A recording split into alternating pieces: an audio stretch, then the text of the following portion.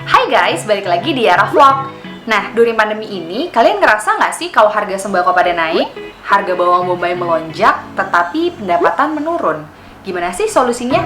Nah guys, nggak usah panik karena aku akan berbagi tips di Yara Vlog tentang bagaimana cara mengatur financial planning kamu, cara mengatur cash flow kamu selama pandemi ini. Oke, ikutin terus, stay tune!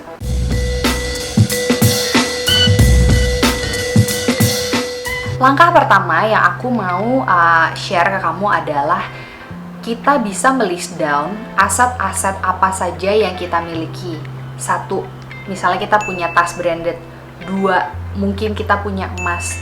Tiga, mungkin kita punya simpanan uang dalam currency lain, US dollar, Australian dollar, or anything. Empat, mungkin kita punya mobil. Lebih dari satu yang salah satu mobilnya mungkin bisa kita jual. Kenapa? Karena aku strongly suggest kalian semua untuk meng-avoid hutang. Sehingga apa yang kita miliki sekarang, aset yang ada, jika bisa kita liquidkan untuk survive selama pandemi ini, mungkin itu bisa kita usahakan dan itu bisa kita lakukan untuk mendapatkan liquid cash. Nah, tapi pasti kalian wondering ya, during pandemi gini siapa sih yang mau beli mobil? Siapa juga yang mau beli tas? Siapa juga yang mau beli emas? Atau kalaupun ada, mungkin harganya turun. Nah guys, itu akan jauh lebih baik tanpa kalian sadari dibanding kalian meminjam uang atau pinjaman ke financial institutions. Kenapa? Karena at the end of the day, kalian akan mendapatkan bunga cicilan yang terdapat di hutang kalian itu tanpa kalian sadari mempunyai nominal yang cukup berat dan cukup tinggi. Dan itu jika dibandingkan nominalnya dengan penurunan aset yang kalian punya untuk dijual, jauh lebih memungkinkan, jauh lebih memudahkan, dan jauh lebih menguntungkan jika kalian menjual aset kalian yang ada sekarang. Nah, stage kedua. Mungkin di antara kalian semua ada yang hidupnya masih mempunyai cicilan rumah atau mempunyai cicilan mobil. Gak usah khawatir, sama semua orang, pasti kalian juga gak sendiri, pasti banyak juga orang-orang, teman-teman di luar sana yang mempunyai cicilan yang sama atau mungkin ada cicilan usaha juga. Nah, yang aku mau sarankan untuk kalian-kalian semua adalah jika bisa, coba restrukturisasi hutang-hutang kalian atau cicilan-cicilan kalian. Coba kalian kontak bank-bank atau financial institution yang kalian sedang engage untuk restructure kamu punya loan.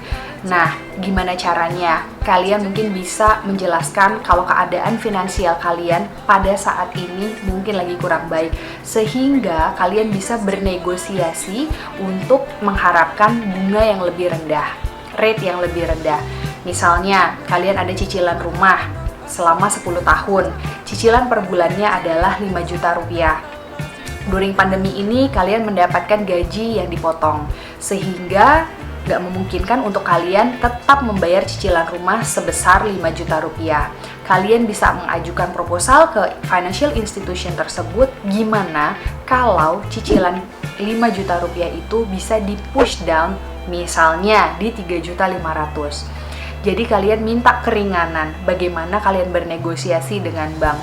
Nah, tips yang ketiga, mungkin kalian bisa mengevaluasi gaya hidup kalian. Apa kos-kos yang bisa kalian tekan? Apa pengeluaran-pengeluaran yang kalian anggap tidak perlu yang bisa ditekan?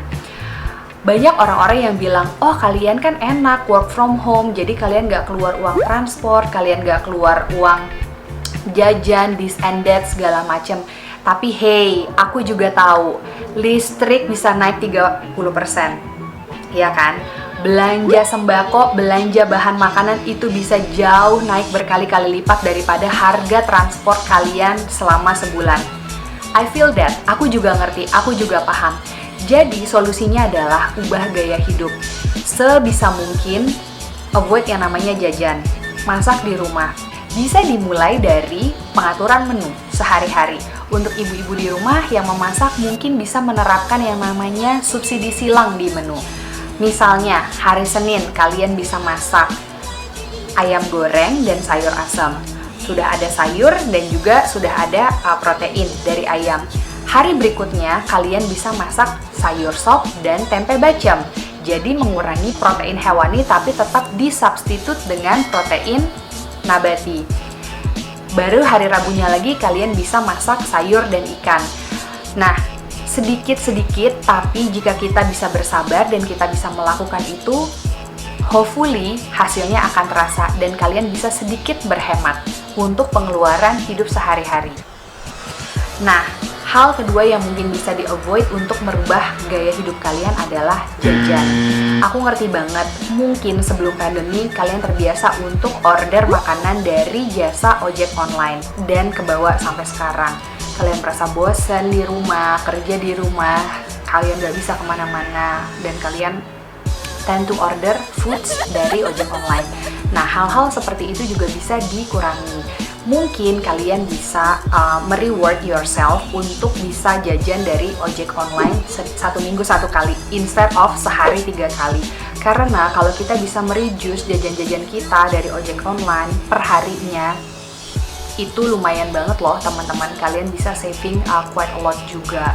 Nah, untuk kalian-kalian yang merasa bosen banget di rumah karena nggak bisa kemana-mana, dan kalian juga punya anak-anak, ada keluarga juga, mungkin yang aku akan sarankan di sini adalah coba ajak anak-anak kalian bermain. As simple as ajak anak-anak kalian untuk cuci mobil bareng, atau untuk jemur pagi, atau untuk main-main di rumah bareng-bareng sama mama papanya, main ular tangga, main Jenga. Manfaatkan mainan-mainan dan manfaatkan tools-tools yang ada di rumah jadi sarana untuk mengisi waktu luang kalian sehingga kalian nggak merasa bosan. Tips nomor 4, mungkin kalian kepikiran nggak sih untuk memulai small business seperti jual salad buah atau jual lauk pauk makanan. Nah, ini adalah potensi bisnis juga yang bisa kalian manfaatkan di tengah pandemi ini.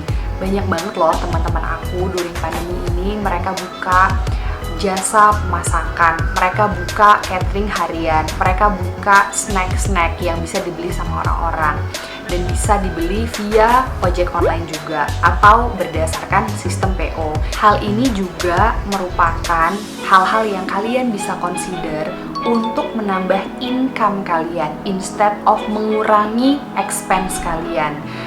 Jika kita bisa menurunkan cost atau expense atau pengeluaran, dan jika kita bisa menambahkan penghasilan at the same time, hopefully kalian bisa survive during pandemi ini. Nah guys, segitu dulu tips dari aku untuk survive dan untuk merestructure kamu punya cash flow during pandemi ini.